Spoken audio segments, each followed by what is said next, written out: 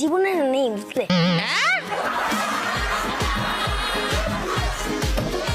কেন? ভাল লাগে না বুঝলে। একদম ভালো লাগে না? কি ভালো লাগে? আমি যেমন যাকে বললাম গোবিন্দরা তার সাথে আড্ডা মারতে যাই। আচ্ছা এই মানে চা খেতে। আচ্ছা, আমি দোকানে বসে আড্ডা মারতে মারতে 6-4 কাপ চা খাই না বুঝলে। চা খাও এই বয়সে? হ্যাঁ খাই। কাদের সাথে আড্ডা মারো সেখানে?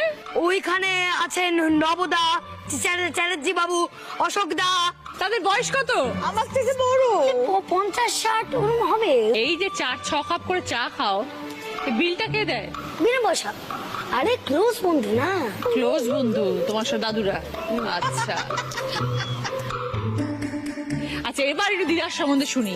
দিদা কেমন ব্রত? এই লিস্টটা বাকিগুলো কি লেখা আছে পড়ো। একটা তো হলো মা চণ্ডী রূপ। দিদা যখন রেগে যায় কি করে? মা কালী মতন করে। মা কালী জিভ বের হয়, আমার কি জিভ বের হয়? এরকম রেখে কি করে?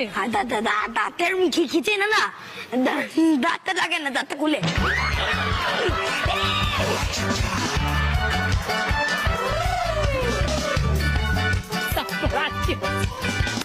আমি আর তো দিতে হবো না, আমি মরে যাবো, আমি আর তো দিতে হবো না, আমি আর তো দিতে হবো না।